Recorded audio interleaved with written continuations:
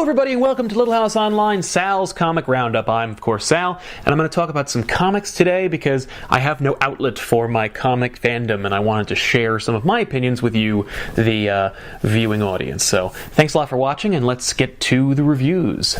The first issue I want to talk about today is an oldie but a goodie. It's actually in light of the New 52 stuff. Are we still calling it the New 52? It's been a while. I don't even know what the 52 stands for. It's the old John Byrne era of Man of Steel. This was Man of Steel number 3, featuring the first after-crisis appearance of Batman and Superman meeting for the first time. It involves a stupid plot about a really throwaway villain called Magpie.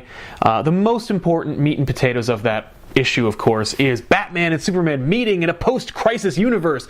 Does it hold up today? Meh, not especially. The dialogue is really stilted, especially by today's standards. You think about what came before the New 52, what laid the groundwork that the New 52 needed to strip away. Was it all really, really great, like Year One or later on Superman Birthright? Not really.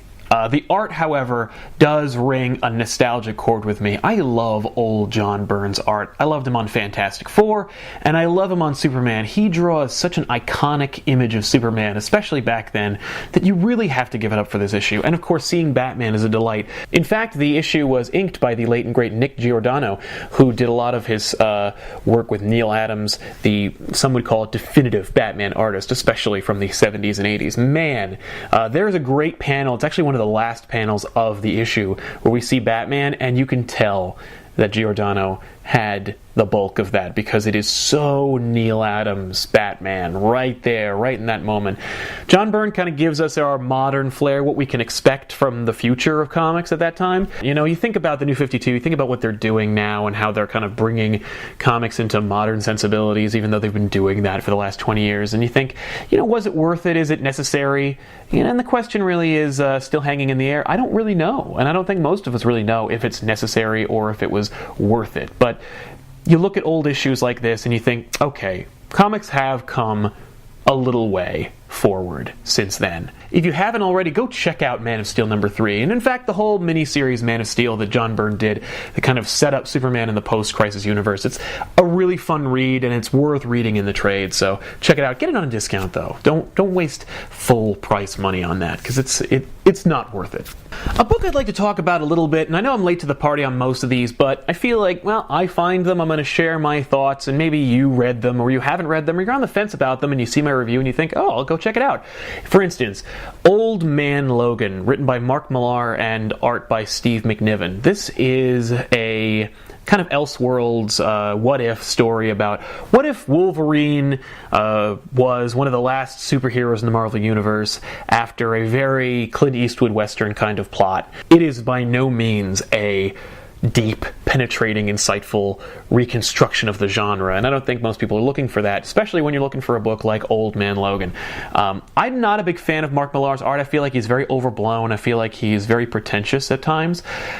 I think that lends itself perfectly to this story because it is very much a man with no name, but it's also Wolverine story. And I think the character Wolverine kind of lends himself to a writer who kind of wades in the shallow end of the pool. The art is pretty impressive, I gotta say. McNiven clearly had a blast drawing this series, and it really kind of ramps up every new issue of Old Man Logan. And it's a mini-series, so you can really pick it up in the trade or buy individual issues, and you can still really, really save some money and have a great time. But you can tell each issue kind of is just setting the paving stones for the next big epic story that's coming, and there's a big fallout, and it's totally worth it. It totally pays off. They kind of hang the gun in the first act, and by Act 3 you notice that the gun was an AK-47 and there is no subtlety left, and it is just this big blowout epic story, and it's very fun and very mindless, but I'd say it's worth picking up. Old Man Logan, something that I kind of avoided because I'm not the biggest Wolverine fan. I recognize his appeal, and as a child of the 80s and 90s, I have this innate feeling that Wolverine is cool, though I have no real grounding for that feeling. Old Man Logan almost legitimizes his coolness a little bit, and so I think that's worth something. And definitely go pick it up, because if you're looking for something that's just very much a summer blockbuster derp comic, Old Man Logan is something that you can use to satisfy that desire. The third and final book that I want to talk about in this episode of Sal's Comic Roundup is another Marvel event that took place a few years ago, World War Hulk, with art by John Romita Jr., and it's written by Greg Pak, who was the definitive Hulk author after Peter David.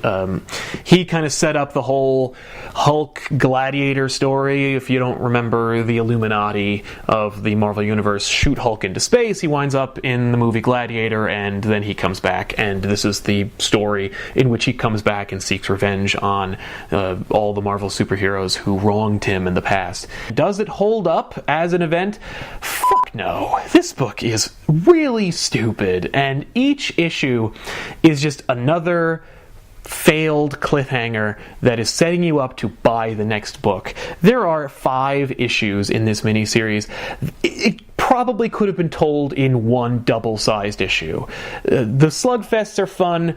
I mean, it was so clear that it was going to be undone. It's just so trite and so disappointing in every way, with the exception of that one page when Iron Man is wearing that fucking Hulkbuster suit. This is just my inner nerd coming out, but man, does that look great, and only Romita Jr. could have given it to you.